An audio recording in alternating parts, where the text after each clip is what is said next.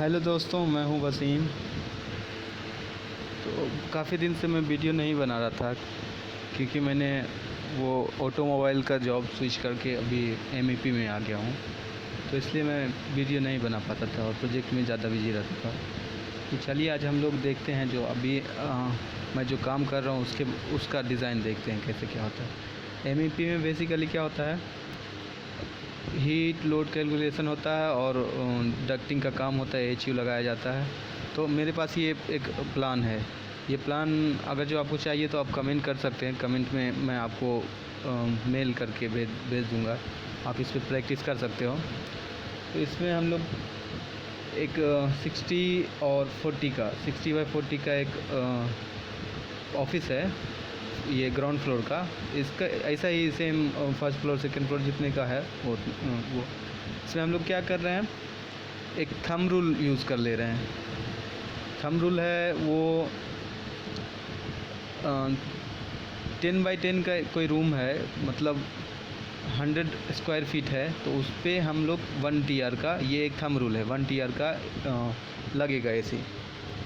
तो ये thumb rule हम लोग यूज़ कर ले रहे हैं। और मेरा जो कुछ फ्रेंड दुबई में है तो वो लोग वहाँ 120 स्क्वायर फीट का 1 TR यूज़ करता है। और बेंगलोर में जो क्योंकि वहाँ मौसम ठंडा है इसलिए वहाँ का लोग यूज़ करता है 150 का। 150 स्क्वायर फीट है तो वहाँ 1 TR का AC लगेगा।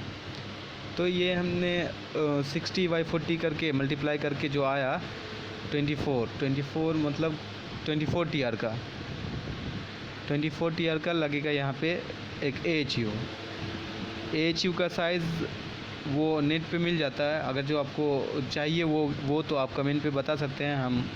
मैं कोशिश करूँगा आपको मेल करने का, आपको आपके मेल ID पे पहुँच जाएगा, वो मिल जाएगा वो। तो इसमें हम लोग क्या पहले सिंगल लाइन ड्राइंग बनाते हैं। तो हमने पहले AHU एक लगा दिया है, वो एक अप्रॉक्स हमने अज्यूम कर लिया कि इतना बड़ा AHU का साइज़ होगा 24 TR का, है ना। तो ये AHU रूम में हमने एक रेक्टेंगुलर ले करके रेक्टेंगल बना करके वो एक AHU का साइज़ हमने दे दिया वहाँ। उसके बाद क्या है, एक सिंगल लाइन डिज़ाइन में क्या होता है, सिंगल लाइन ड्राइंग में जो डिफ्यूज़र्स होते हैं वो डिफ्यूज़र बनाते हैं पहले।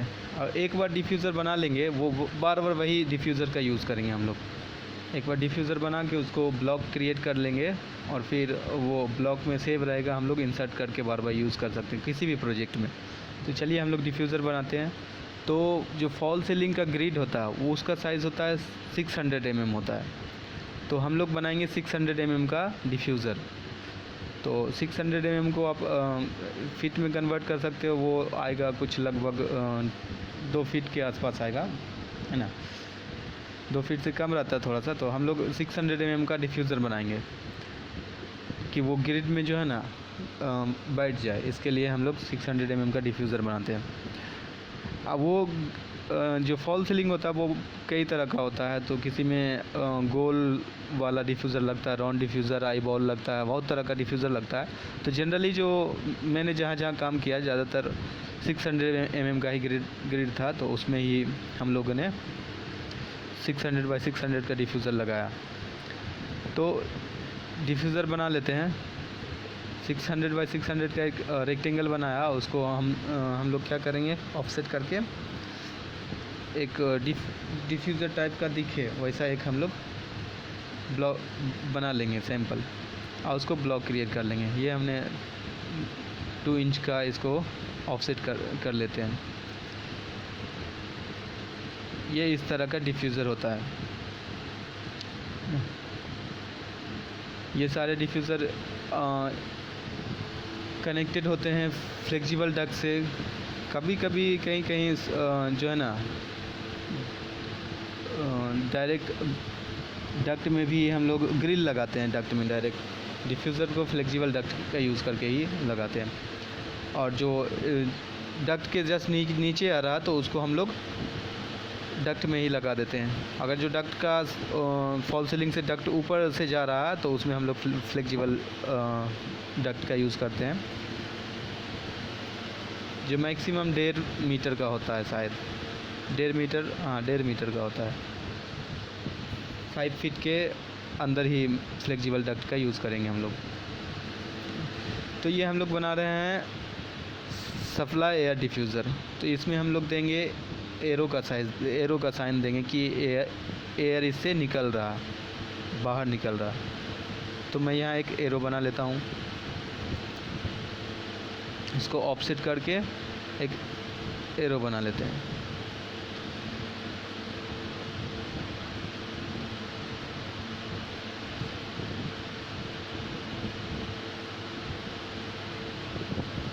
ये इसको हम लोग एक एरो बनाएंगे और उसको मिरर कर लेते हैं।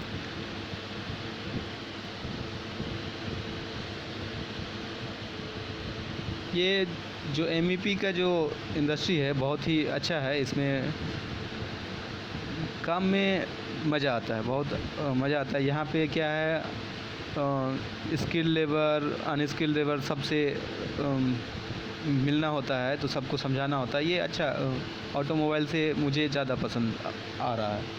अभी तो फ़िलहाल लॉकडाउन में जॉब चली गई है, बहुत लोगों की जॉब चली गई, क्योंकि प्रोजेक्ट ही आना बंद हो गए, काम था ही नहीं, इसलिए कंपनी के पास ही पैसे नहीं हैं, तो वो कैसे एम्प्लॉय को अपनों कैसे देंगे। तो फिर ये बन गया एरो, जो कि बता रहा है कि इसमें से एयर बाहर निकल रहा है।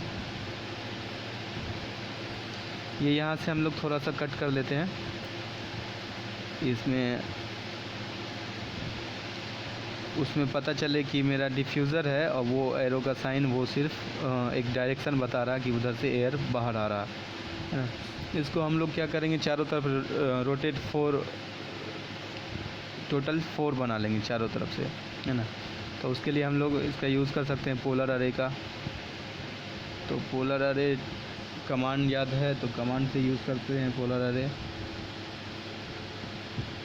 इसमें ऑप्शन में नहीं आ रहा पोलर अरे, तो हम लोग क्या करेंगे, वो टूल में जा कर के ढूंढते हैं। ऑप्शन में पोलर अरे का ऑप्शन नहीं आ रहा, इसलिए हम लोग टूल में जाके ढूंढते हैं। यहाँ पे रेक्टेंगुलर अरे, उसके नीचे पाथ अरे, नीचे पोलर अरे। पोलर अरे लिया, सेंटर सेलेक्ट किया। इसमें हम लोग आइटम्स में 4 आइटम्स डालते हैं। तो अभी एक जो लाइन है वो सिलेक्ट नहीं हुआ था, इसलिए वहाँ पे एरो जो आ रहा है वो ओपन आ रहा है, तो उसको हम लोग क्लोज़ कर लेते हैं। बाद में तो हम लोग इसका ब्लॉक क्रिएट करेंगे ही, तो ऐसे लाइन से ही, लाइन का कमांड यूज़ करके क्लोज़ कर लेते हैं सबको। ये क्लोज़ कर लिया। अब इसको हम लोग ब्लॉक क्रिएट कर लेते हैं कि ये कोई सा भी प्रोजेक्ट बनाएंगे तो इसका हम लोग यूज़ कर सकते हैं, उसमें सिर्फ इंसर्ट करना होगा। ये फर्स्ट टाइम बना रहे हैं, इसलिए हमें यहाँ बनाना पड़ा। इसका नाम रख लेते हैं टर्मिनल नहीं, क्या नाम रखते हैं इसका, डिफ्यूज़र, क्योंकि ये एक डिफ्यूज़र है, इसलिए हम इसका नाम डिफ्यूज़र रख लेते हैं। डिफ्यूज़र रखा नाम। पिक पॉइंट करेंगे, पिक पॉइंट रखेंगे सेंटर कभी भी, है ना। ओके किया, ये ब्लॉक क्रिएट हो गया मेरा।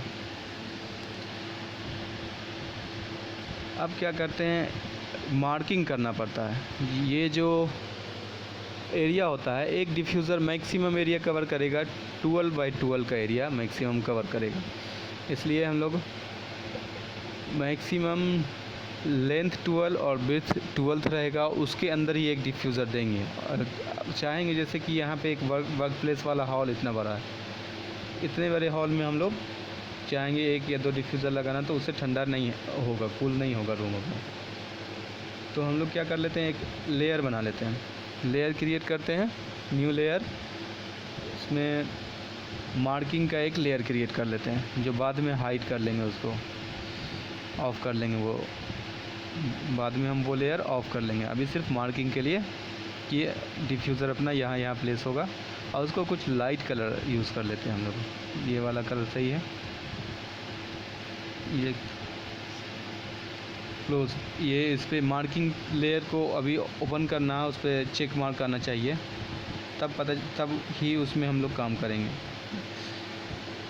ये मार्किंग हम इस कॉर्नर से उस कॉर्नर पे और इस वाले कॉर्नर से उस वाले कॉर्नर पे, क्योंकि ये 10 बाय 10 का रूम था इसलिए हम लोग इसको डायरेक्ट कर ले रहे हैं।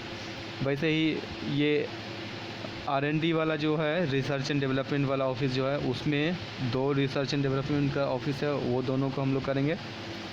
सेम ही HR वाला भी सेम होगा, फिर मैनेजर्स केबिन भी सेम ही होगा। उसमें CEO ऑफिस जो है वो बड़ा साइज़ है, तो उसमें हम लोग 2 डिफ्यूज़र लगा देंगे।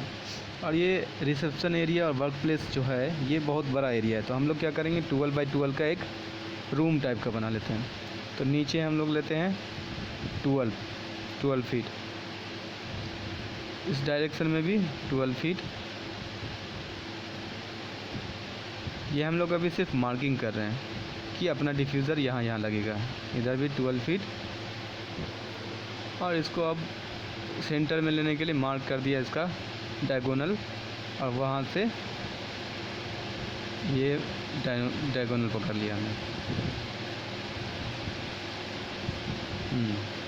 ये इसका मार्किंग हो गया। नीचे भी वैसे ही सेम करेंगे,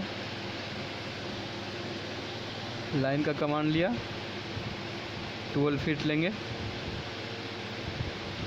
और इधर भी 12 फीट लेंगे। ये 12 फीट लिया,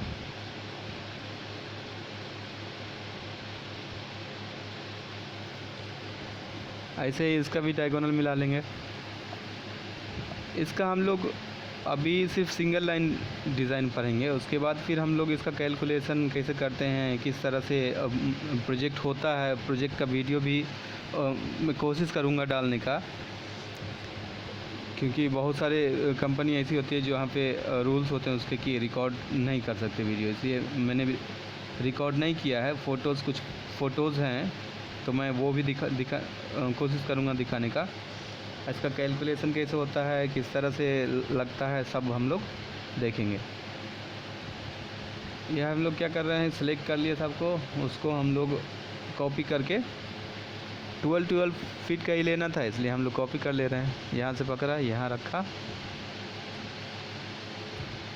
फिर यहाँ से उठा करके यहाँ रखा सबको। जहाँ पे जो मिड पॉइंट आ रहा है, क्रॉस सेक्शन आ रहा है, जहाँ क्रॉस कर रहा है एक दूसरे को, इंटरसेक्ट कर रहा, इंटरसेक्टिंग पॉइंट पे हम लोग रखेंगे अपना डिफ्यूज़र। डिफ्यूज़र को बहुत सारे लोग टर्मिनल भी बोलता है, बहुत सारा जो टेक्नीशियन लोग होता है, कुछ डिफ्यूज़र बोलता है, कुछ टर्मिनल बोलता है ना।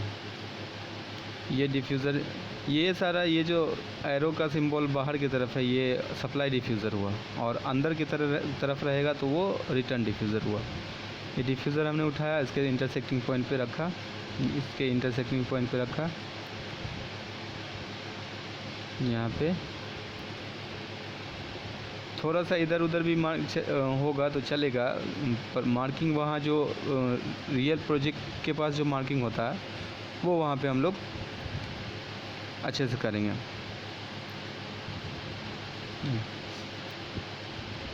वैसे भी इस पे जो कंस्ट्रक्शन का जो रहता है प्लान रहता है, उसमें ग्रिड दिखाया शो किया जाता है कि इतना इतना ग्रिड इस पे लग रहा, और कौन से ग्रिड पे है वो बहुत बार क्या होता है कि टेक्नीशियन लोग जो डक्टिंग का काम करता है वो लोग क्या करता है, ग्रिड को काउंट करके इतना ग्रिड के बाद है तो वहाँ पे वो लगा देता है।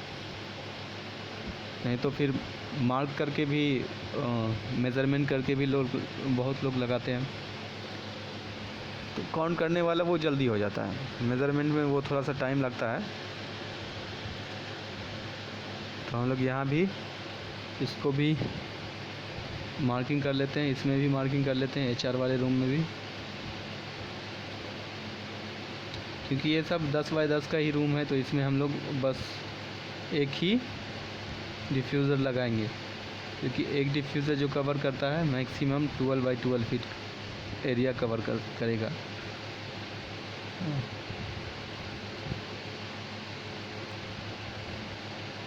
ये मैनेजर्स केबिन को भी हम लोग कर लेते हैं मार्किंग। CEO ऑफिस क्योंकि ये बड़ा है इसलिए हम लोग क्या करते हैं, इसको एक मिडिल से डिवाइड कर देते हैं, बीच से डिवाइड कर लेते हैं। उसके बाद फिर ऐसे नहीं, एक फुल लाइन यहाँ से यहाँ तक बनाते हैं, उसको मिड पॉइंट शो कर देगा। यहाँ पे हम लोग मिड पॉइंट से, ये मिड पॉइंट है, यहाँ से हम लोग एक डिवाइड कर लिया और यहाँ से डायगोनल इसका लेकर के मार्किंग कर लिया हमने।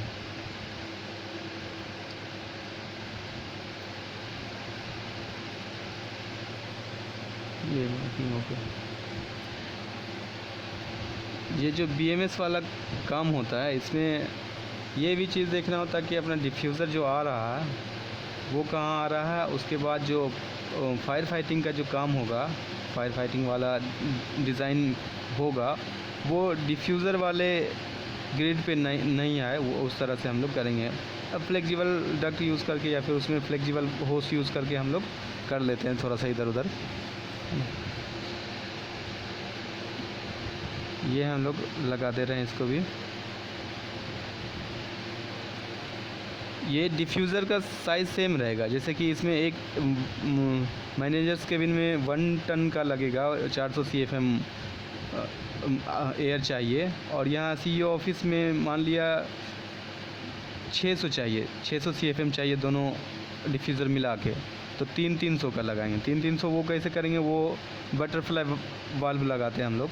बटरफ्लाई वाल्व लगा करके उसको हम लोग जब हुड टेस्टिंग CFM टेस्टिंग करते हैं ना, तो वो थोड़ा सा बटरफ्लाई वाल्व को थोड़ा सा क्लोज कर रखते हैं, तो उसमें से 300 CFM चला जाएगा। अब हम लोग क्या करते हैं, मार्किंग वाला लेयर ऑफ कर लेते हैं, तो अभी वो क्लियर लग रहा। CFM कंट्रोल करने का हम लोग जो है ना, क्या हुड टेस्टिंग करते वक्त जितना बटरफ्लाई वाल्व को कितना ओपन रखना है, कितना क्लोज रखना है, कि उसके हिसाब से अपना डिज़ाइन जो CFM है वो मिल जाता है उससे। अब हम लोग क्या करेंगे, ये जो टर्मिनल से सेंटर पॉइंट से ये जो मेन लाइन आया अपना उसमें कनेक्ट कर लेंगे। वैसे ही ये इसमें से इसको कनेक्ट कर लेंगे, और जो मेन लाइन आया अपना HU से, उसके नीचे डिफ्यूज़र आ रहे हैं 1 2 3 4 5 डिफ्यूज़र आ रहे हैं। तो वो क्या करेंगे हम लोग, वो मेन जो डक्ट रहेगा ना उसमें से ही हम लोग कनेक्ट कर देंगे, फ्लेक्सिबल डक्ट लगा के उसको कनेक्ट कर देंगे मेन वाले डक्ट से ही। बाकी जो बाद में है उसके लिए हम लोग एक डक्ट ले जाके फिर नीचे लटकाने के लिए फ्लेक्सिबल डक्ट का यूज़ कर लेंगे। अगर जो फ्लेक्सिबल डक्ट का साइज़ ज़्यादा आ रहा है 1.5 मीटर से, यानी कि लगभग 5 फीट के आसपास होता है, तो क्या करेंगे हम लोग, उसमें राउंड डक्ट एक यूज़ कर लेंगे। जैसे कि 6 फीट 7 फीट आ रहा है, तो उसमें हम लोग क्या करेंगे, 2 फीट 3 फीट का एक राउंड डक्ट, वहाँ से जो जहाँ पे डक्ट का इन ख़त्म होगा वहाँ से हम लोग राउंड डक्ट यूज़ कर लेंगे। उसके बाद से फिर फ्लेक्सिबल डक्ट यूज़ करेंगे। तो ये हम लोग क्या कर रहे हैं, यहाँ पे इसके सेंटर, डिफ्यूज़र के सेंटर को मिला ले रहे हैं मेन ब्रांच से।